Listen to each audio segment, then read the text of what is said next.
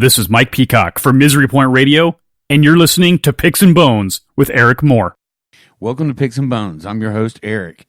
This week, we're sitting down with the Brass Tacks' very own Eli Howard, and we talked about a lot of things, life, music, being on different sides of the country and what that means as far as bringing everybody together as a musical family. This episode is brought to you by BioBidet, putting the green and clean. Visit the website biobidet.com and use the code BONES for the discount at checkout. Save yourself 10%. Put in the green and clean, folks. Everybody needs to do this.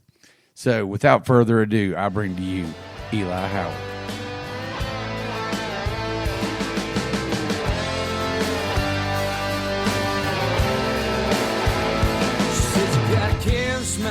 Wild heart, you're dancing fully best. My folks said, son, if you don't slow down, you're gonna end up in a chest. You're living too fast. It's time to slow down.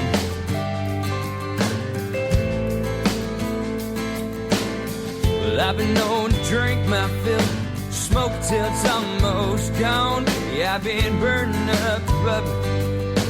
Brother, I've been chugging along down this road of mine. So wonder I ain't gone. 'Cause I'm full-blooded rebel, a whole lot of whiskey.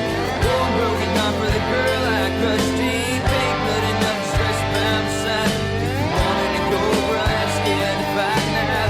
Heard the gospel, what the preacher man say, but it's hard to feel the change. Stuck in your ways, mangy as hound dog. One thing for certain, running with the devil gets your label and out.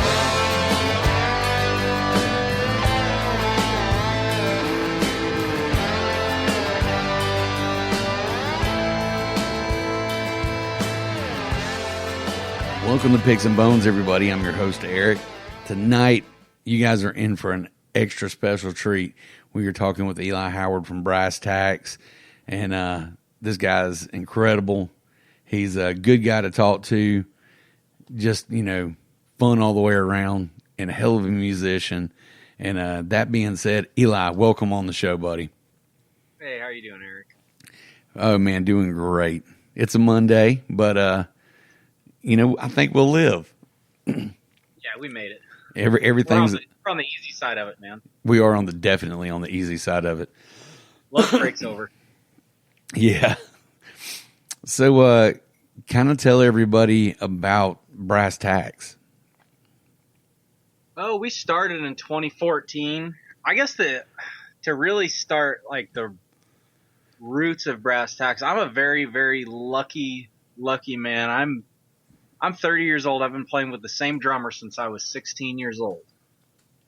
Oh, and wow. we also share the same first name. So me and Eli Tejon, we've been playing. He's the only drummer I've ever played with. Ever.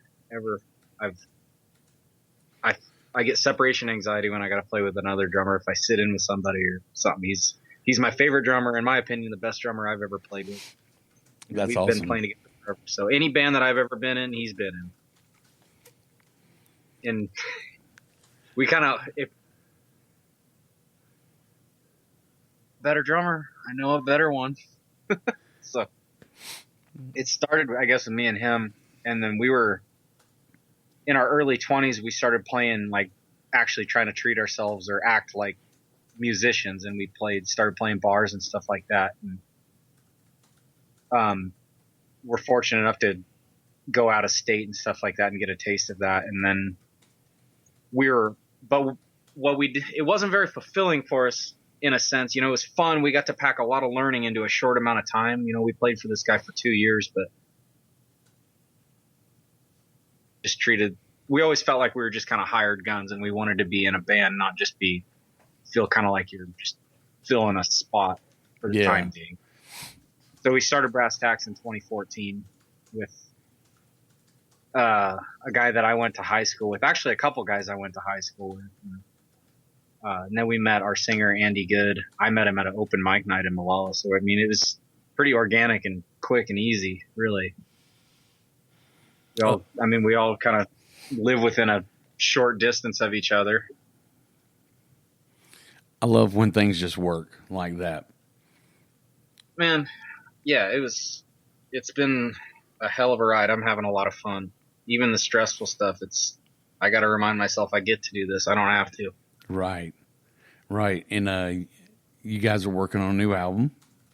We're working on a new album. We're in the most baby steps of it. We've done pre-production on a few songs, laid down like the rhythm section for a few, but we're working with a couple producers who are pretty far from here. So it's a matter of getting them out here, blocking off enough time for ourselves, getting studio time, and then having money to do all these things all at once. So it's a bit of a juggling, and we're trying to gig in between that too. And, we had plans of doing more on the recording end this summer, and just opportunities kept coming our way. We did a 3-day run with William Clark Green, which was awesome. We didn't want to turn down any of these great opportunities. So we just kept plugging away and kind of putting the album on the back burner, which now we're kind of getting at the point of diminished return where we need to get some new stuff out because we're starting to gain more traction. So the album's going to take a little bit more precedence for the near future. Well, and with you saying that, you kind of gave me the most awesome transition. Out Yonder, man. Oh my God. Seriously.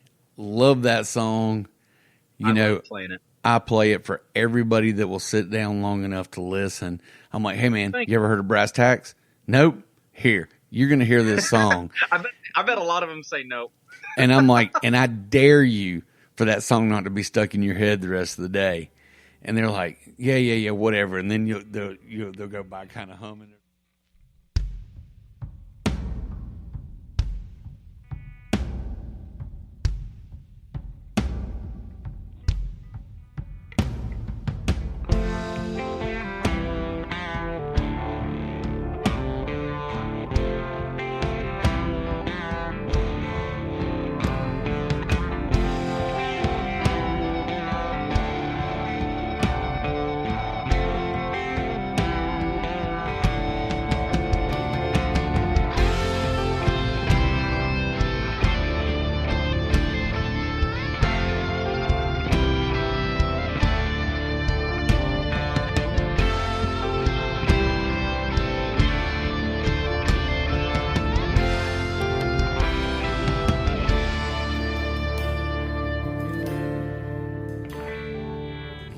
In the distance, over out yonder, there's a hill where the sun's always shining.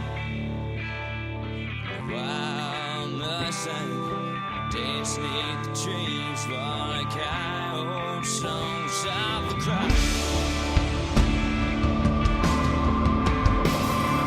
Old growth black oak whips with the wind, and eagles and knocks mount their wings. It's a place that I go, but only in my dreams as we lift up our song to the wind.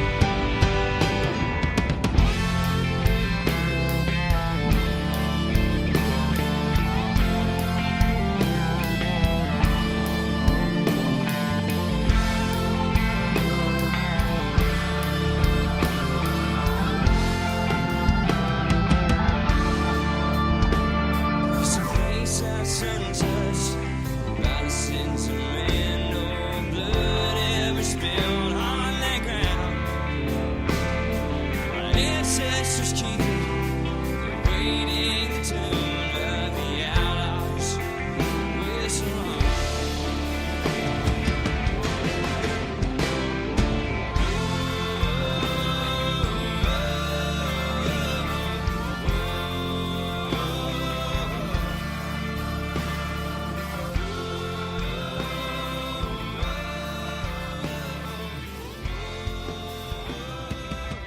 Whistling, and I'm like, another fan one.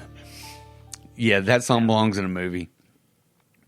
Man, Andy knocked it out of the park. I take no credit for writing that song. He had the melody that I play on the guitar. He whistled that to me. He had a pretty good idea of exactly how he wanted it. And I just was fortunate enough to get to play guitar on it. He wrote a hell of a song on that one. You know? Well, even the video with that, that chopper in the background. That was the first thing my daughter noticed. She was walking past, and I think I was playing it for my wife, and she was walking past, and she's like, "Oh, that's a kick-ass chopper back behind them. Who's the long-haired guy? He's really cute." I'm like, "Which one?" The one playing guitar. I said, "That's Eli." I said, "He's coming on the show."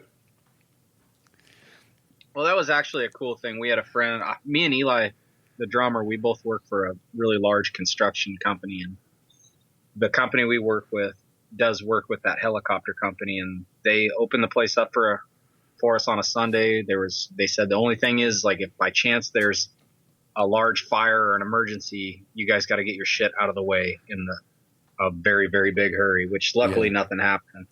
That is and good. The guy that was in charge that opened the place up, he just wanted some beer. And he said, all I want to do is just sit here and drink beer while you guys do this. The guy he said, I want to see you guys do something great. Man, that's awesome. Our buddy Mace Peebler hooked that up for us. He knew the people to talk to. So Mace, if you listen to this, I love you, man. Because that was when it was all done. We spent hours setting all that stuff up, getting our gear right, getting the angles right. That was take 4 that we used. We did one test take, and then I think Joe's in-ear monitors quit working. The second take, we had a fumble. The third take we thought, oh man, we could use that. And then the guy recording us said, why don't you do one more take just so I have enough video footage? And we used take 4, and that's all live, one take, no click track, no overdubs. What you hear is exactly how we played it. Let's see. Which I take an immense amount of pride in that, in the guys that I get to play with, and the fact that we're that off. I mean, because it does come across so organic, like you've said. Because it just kind of happens, and you can tell you guys are loving what you do too. Oh man, yeah, and there's not enough of that anymore. It's so easy. Technology kind of took over and kind of sucked a little soul out of music, and I don't necessarily care if there's mistakes so much. I want it to sound like a human played it. We didn't want a click track. We wanted to play that live, and I'm glad we did. And see, and I really, you and I are on the same wavelength when it comes to that, because I'm a firm believer in perfection and imperfection. I don't want to hear something that is just so technically perfect that it's not worth listening to. Because you can get things so technically perfect that it's not. I mean, it doesn't feel real anymore. It feels like I'm trying to come up with a really good reference for it. It like a MIDI, that you're transferring it over, and it's just a MIDI spitting it out. Yeah, just like auto tune, like not a human. Yeah, and I can't stand auto tune. I want to hear those imperfections. I want to hear, where, okay, yeah, you probably smoked 5 too many cigarettes before you started singing the night, and you may have had this or that, extracurricular activities. And yeah, you might sound a little rough around the edges, but you know what? A lot of times that is the most real, genuine, and just enriched performance you're going to hear or see. Absolutely. I remember Cody Cannon from Whiskey Myers. I got to meet him one time, and he told me rock and roll was not meant to be played with precision. It's fact. And I figured if that was good enough for him, it's good enough for me. Yeah, and you guys definitely got that whole rock and roll feel. I mean, and I know you've said that you guys are a rock and roll band. We are. We're a rock and roll. I feel like we are. When people say like, "Oh, are you a country band or this and that?" Well, first of all, I don't like putting music necessarily in a box, because when we play or are arranging, or if Andy's writing a song, we don't say like it doesn't sound rock and roll enough or it doesn't sound country enough. We play it. And I think when you kind of push over those borders and just don't rule anything out, that's when better music comes anyways. I'm not worried about sounding rock and roll enough or sounding country enough or this or that. Well, and I think that's really where the importance of whoever decided to classify things as Americana. It's American music. That's It's all. American- At the end of the day, that's all that matters, because you're taking every aspect of American music into it. You have, Right. I mean, now we have traditional Appalachian music here, but you guys are exposed to that as well. I mean, you're exposed to all the rock and roll. You're exposed to the old school country. Nobody likes pop country, so I won't even reference it. But, but I mean, even blues and everything else. I mean, that's what makes American music what it is, and that's why there's a reason we have to have Americana. Absolutely. Because that way Americana doesn't pigeonhole you. I mean, you can Right. be an Americana blues band. You guys are an Americana rock and roll band. It's just Sure. American music and musicians celebrating our own music, because so much of, we didn't invent it, but we invented rock and roll. So, and I guess we kind of did. Yeah, but man, the British did it pretty damn too.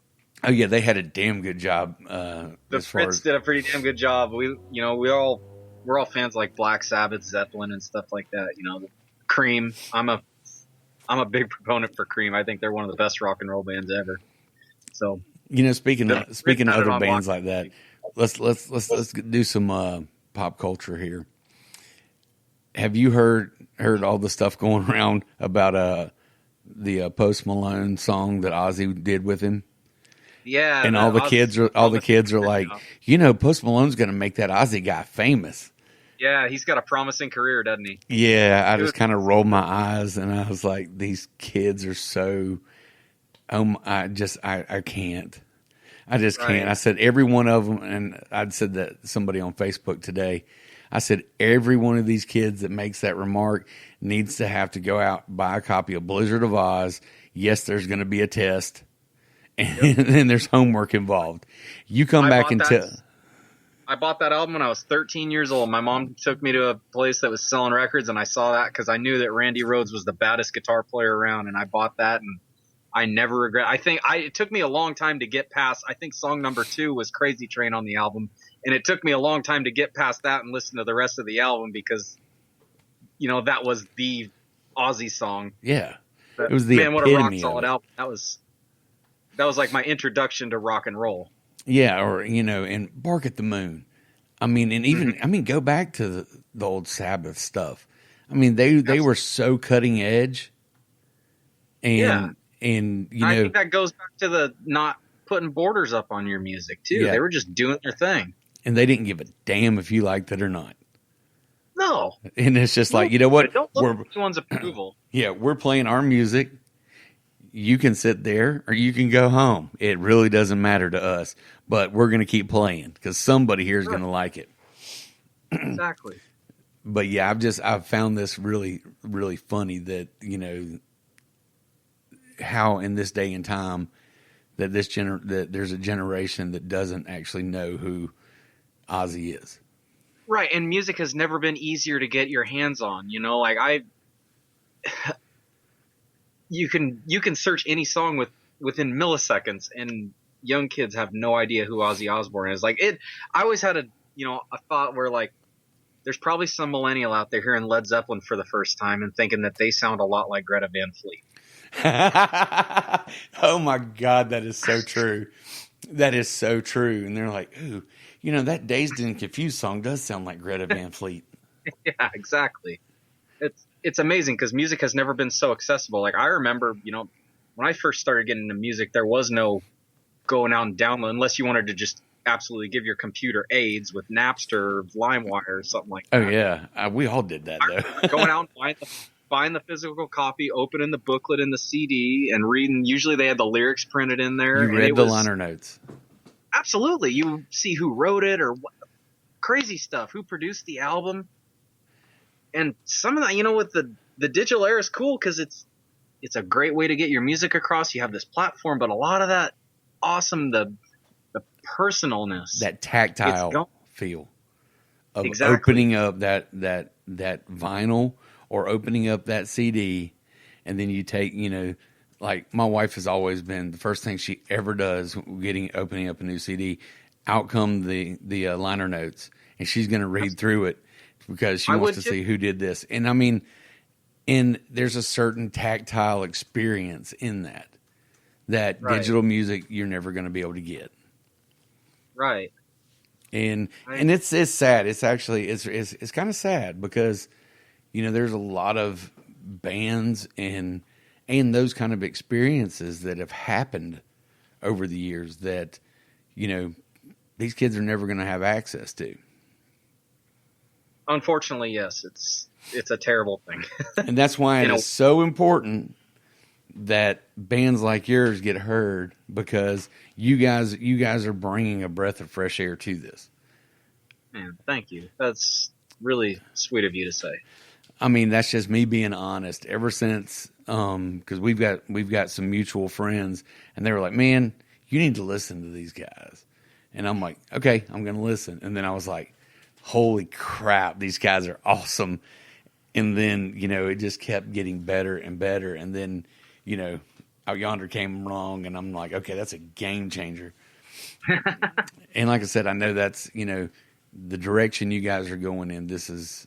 It's a beautiful thing, and I wish you all the best with that, and I hope it takes you as far as you guys are willing to go. Not as far as it'll take you, as far as you guys are willing to go. If you guys are willing to go all the way, for sure. Thank you so much, Eric. That is very sweet of you to say. I'm having a ball. I love getting to do this. It's a stressful line of work, or it can be at times, but it is so rewarding when I've got to see, I've been to North and South Carolina 4, 5, 6 times now. Every time I've ended up with a guitar in my hands, or I've been playing somewhere, I've met so many wonderful people. I met Tyler Hatley, I met the guys from Dirty Grass Soul, the Piedmont Boys, Anna Lee Band, all these people in the name of playing music. And there's a lot of music. I always remind myself too, there's musicians and guitar players out there that are better than me, that never make it out of their county or their garage because of whatever reason. Maybe they're scared, nervous, or whatever, or just didn't get the opportunity. Maybe they had kids young and decided to take care of their family. I'm in a very unique position where I get to do this, and I just try to keep that presence of mind that this is a blessing to get to do this. It's so much fun. And, you can see people out there smiling, or you get to change someone's day. That's what's rewarding for me. You can't put a price on that. I don't play for money. I don't care about the money I make. Money means very, very little to me, other than being able to keep your lights on when you flick the switch. But right. when there's someone out there that was having a shitty day or hates their job or whatever, and they go out to watch a band play or just be entertained to forget about all that stuff, and you are able to be a conduit to that. What a gift that is. Well, and you've also been so fortunate to be able to play and get to be friends with a lot of good guys like Shane Smith, which I've actually extended him an invitation to come on the show. He's an awesome dude, man. He is. I hope he takes it. Because that's another band that when I first heard them, it was just like, why have I been missing out on some of these bands that I didn't know about? Right. Because, I know, Adam Larson, out there with Adam Larson and Company. I don't. He's out your way. Check him out sometime. He's really good friends with Junior Ramey and those guys. But, and he was like, yo, you need to check out some of these bands. He said, what the bands over on the East Coast and North and South Carolina are doing are fueling us out here on the West Coast. I would agree with that. Because he said, that's what's helping keep the love of the music going. And then because you've got like Tyler and Piedmont Boys and Anna Lee that are, coming out and playing the festivals and everything with you guys, that, they're kind of bridging that gap. Well, it's not even a gap. They're just helping bring everybody together. And you guys are helping. And, they're bringing you guys back with them and, their experiences hearing you guys. And they're telling everybody that's going to listen to say, hey, you guys are really missing out on, what's happening in Oregon music-wise and American music-wise. Because, it's just... It resonates. And I know, Leanne Long from Anna Lee Band. She and I have had spent many hours talking about this kind of stuff. Because I mean, she would not trade her experiences out there with you guys for anything. I love her. She's wonderful. And she's kind of everybody's mama, but just because that's what she does. Yeah. But she is she's a good soul, and one of the best friends you could ever ask for, and talented. I mean, that child can sing. Oh yes. And I just love it. I love seeing, where music's come. People, and here, let me throw that at you. Are you finding that more musicians are being more supportive of each other nowadays than, say, even 5-10 years ago? I haven't had a finger on the pulse that it is the genre we're in for very long, but I have noticed from being in other, like if you play with blues guys or something like that, they're kind of snobby. Mm-hmm. But like in this, I don't know, I guess Americana, if you want to call it that, or just rock and roll. I mean, at the end of the day, it's all rock and roll. They're so supportive of each other. They're helpful. Like no one's just out for themselves. Like Shane Smith and his guys wear our gear. Shane Smith wears a Brass Tacks hat at almost every show. And everyone is so supportive of one another. They don't feel like, like if a guy's doing well, that's going to knock them down a peg. There's a lot less insecurity, I think, or just pettiness. So I would say, I mean, at least in this world that we're kind of in, there's a lot less ego. Just everyone seems to really care for one another's well-being as opposed to just caring about themselves. We did 3 shows in a row with William Clark Green a month ago, and on the last night we were in Idaho. He invited me and another member of our band to get up and sing on one of his songs with us. And he said in the middle of that song, he said, if you go out to their merch booth right now and buy one of their records, you can have one of mine for free. Oh, wow. That's awesome. And that's never happened to me. I was dumbfounded. I didn't know what to say. Yeah, because, that's William Clark Green. Right. He's, those guys are so stand up, and I think they realize just how good they have it, or, they're very aware of, how fortunate they are to be in their position. And they want to throw it right back to you. And they want to see you succeed. And they do. And that's what I love about the direction that,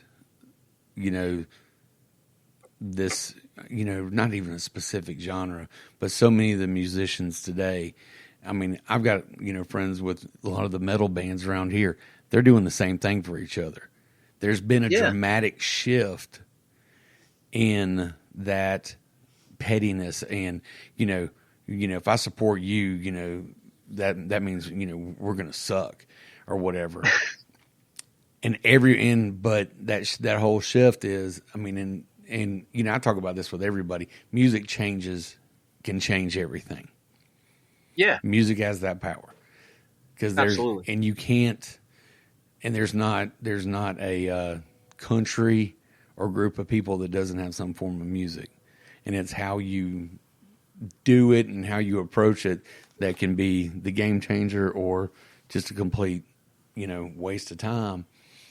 But the fact that everybody's really working towards something together is, it's something I've never seen. I never saw that because when I was playing in bands back in the day, man, you didn't want the next band over to do well because that meant they were stealing gigs away from you, and, they were taking, basically food out of your mouth. So you didn't want them to do good. I mean, you would be friends with them when it came to like drinking some beers or whatever, but at the end of the day, you were like, eh. But, you don't see that now. Or I can't maybe you don't see it as much as you used to. I think there's probably some still holdouts. Oh, I don't know. There's bad apples everywhere. But, I can't play every venue in one night. Yeah. It's, there's always next Friday or Saturday or whatever. I'm glad to see the guys helping one another. Like, last time we went over to the East Coast, Stuart McConnell from the Piedmont Boys, he asked me, he's like, do you need any gear? Are you good? You know, are you set? Just, which I was, but the fact that he even checked in to ask, you know, he had no reason to, he didn't need to, but he made sure that I was taken care of, my gear was in working order so I could play. Stuart's a stand-up dude. He's awesome. His new band, Musclefoot, debuted Saturday night. Tribbles, how were they? Oh, man. Those guys, they will rock your socks off. He's a hell of a player. And he's the lead singer, too. I would love to see that. Check out some of the videos. They posted them on the Tribbles page and everything. I'll check them out. And, I mean, it's heavy. It's heavy, and it's beautiful, and it's just awesome. And, you know, I love seeing guys like him that are hey, I'll play every genre anybody will let me, you know. Right. You know, I'm not just country. I'm rock and roll. I'm actually heavy rock and roll. But I'm not going to keep you too much longer. We can talk all day if you want, man. You're not holding me up from anything. But I want to jump into my bare bones questions for you. Oh, awesome. Because I got scolded by Ziggy Pockets because he's like, brother, you forgot to do my questions on my interview. I'm calling you this week. He goes, that's my favorite part. Hammer turkey, baby. That guy is something else. I love Ziggy. If you're listening, I love you. Oh, he'll be listening. You'll get a call on our birthday. Me and him share the same birthday, April 28th. And see, that's awesome. I love that dude. And, you know, he's something else. And he's a talent himself. He is a talent for sure. Absolutely. He's larger than life. Yeah. And he's a big old boy. Okay. That being said, what would be your death row meal?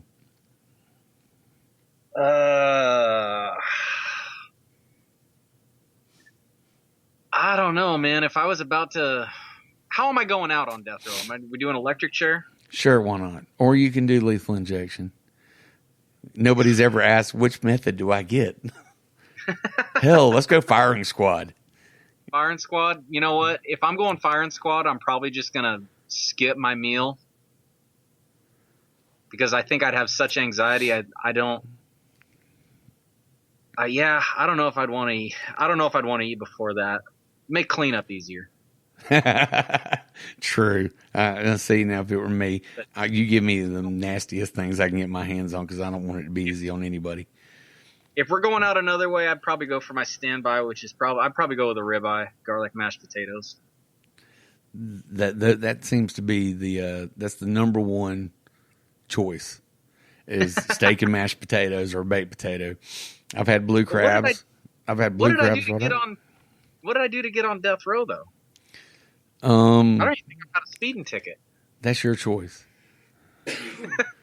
you get to pick whatever crime you want to commit to get on death row to eat the meal that you want. See, you bring a whole nother level to these questions, man. I love it. I'm sticking with ribeye. That's my story, and I'm sticking to it. Perfect. All right, chicken wings. Are you a drum or flats guy? And do you want them dry rub or sauce? Or no wings at all? Love wings, first of all.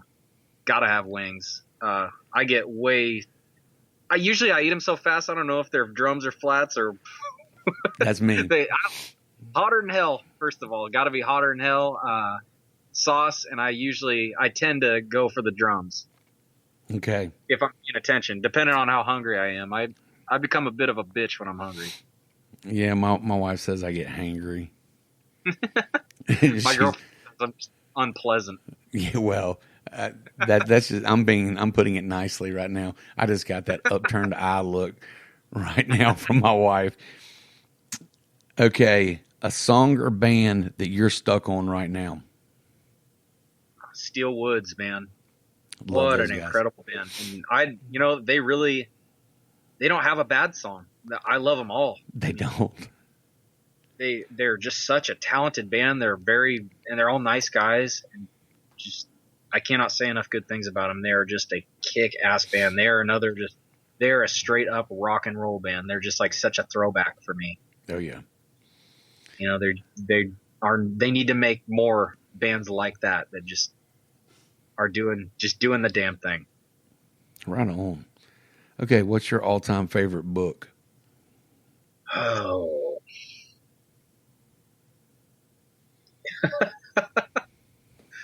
Hit me with a tough one. I figured that was the easy one. The Bible. You went for the easy one.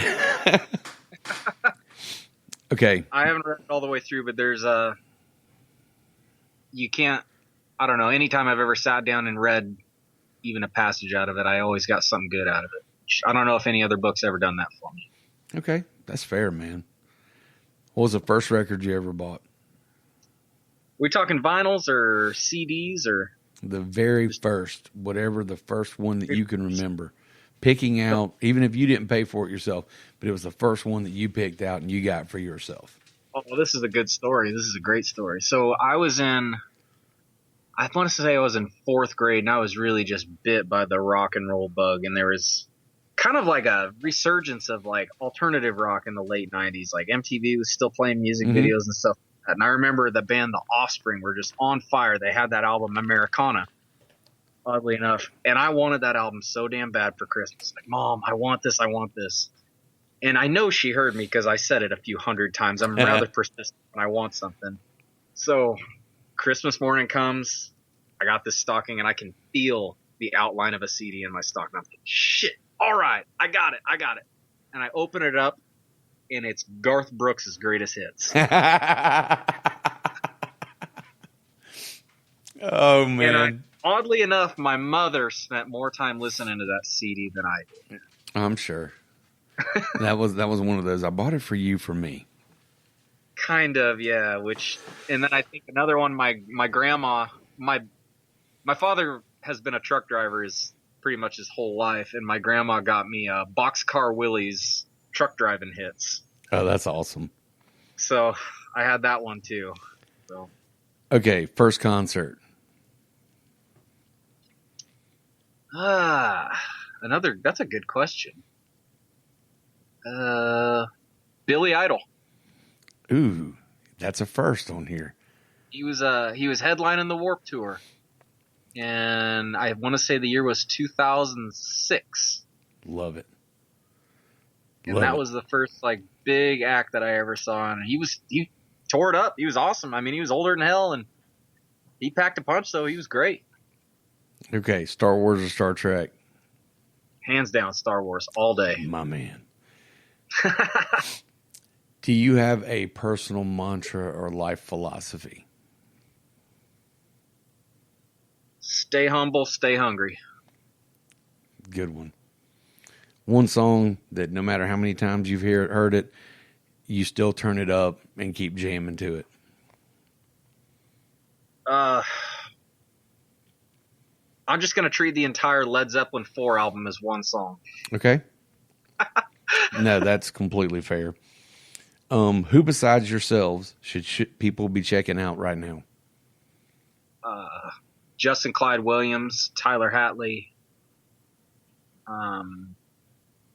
every band we've talked about. Let me try to name some people that I haven't mentioned already. Because obviously everyone should know about the Piedmont Boys and all those guys. Steelwoods, like I mentioned earlier, I guess.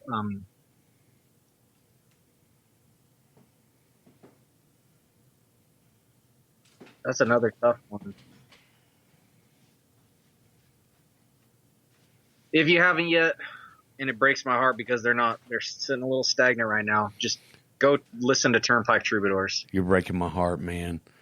Come on. That's the only band that can make me happy that I heard their song and sad at the same time, because that is just an absolute crying shame. Justin Clyde opened his show up Thursday night with a Turnpike. He did The Bird Hunter. And that's technically one of probably my favorite songs. Have you ever heard a song that drops you right in the middle of the story like that? Nope.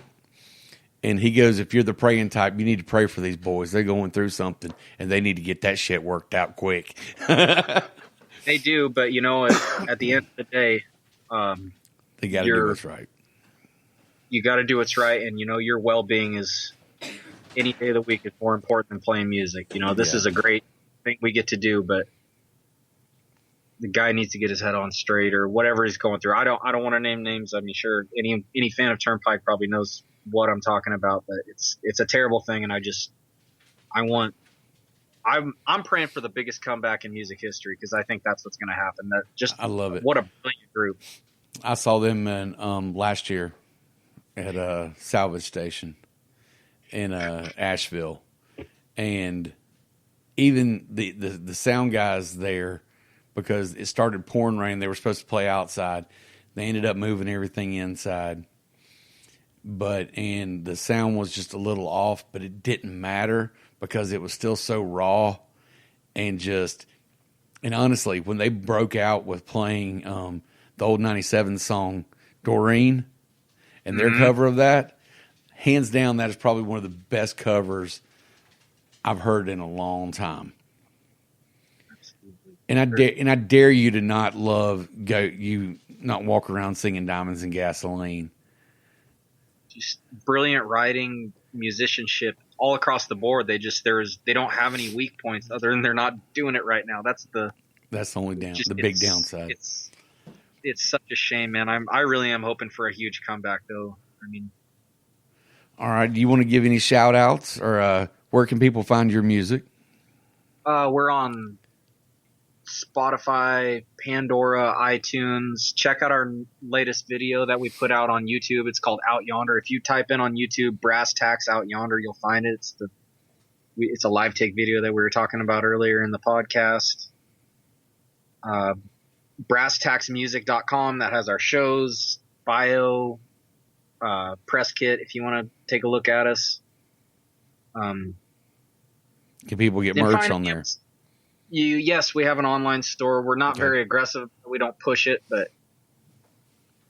and honestly, if you guys are ever at any of our shows, we love going out and greeting people. That's the best part about when we're done is I don't want to leave till I've said hi to everyone who wants to say hi to me. Right on. That's my favorite, man, is just, I want to hear about what brought them there. Did they have fun? Did they enjoy the show? That's great. I've got to meet so many great people just by playing music. Well, and you're connecting on a more personal level because you're not holding yourself up to be something that you're not. You're genuine. I don't ever want to get to that point either. It sucks for some people, are just so big that, they can't, like if Garth Brooks walked out, he'd probably get suffocated by the people, Well, all right, my man. I've loved having you on the show.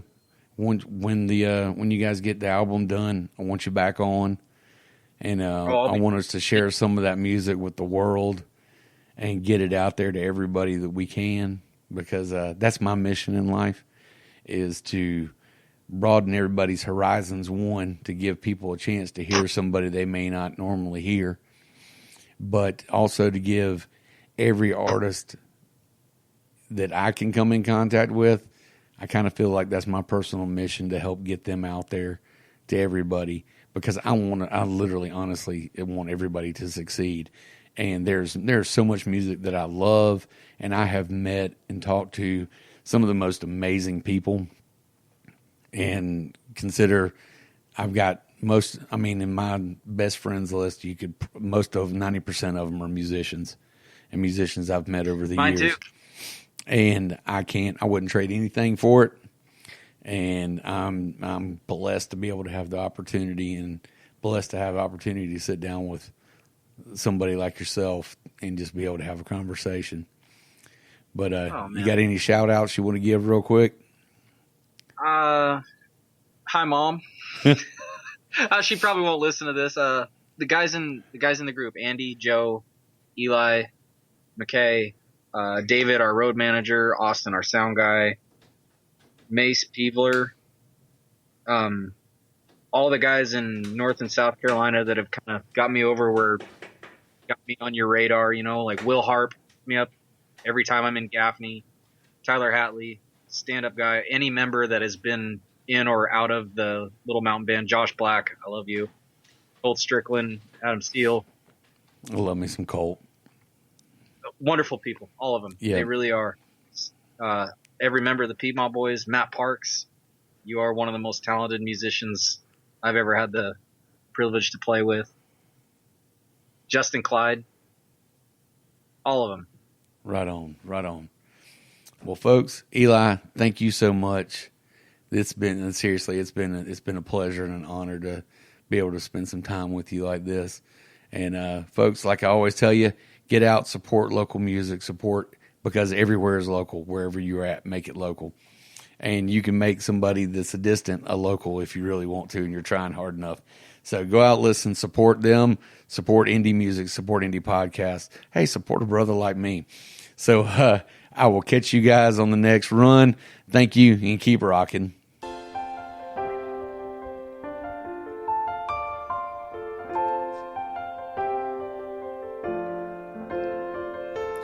Try as I may, I just can't break away. I'm in search of the light, but consumed by hate. Lord, if you can hear me, take me out yonder. Take me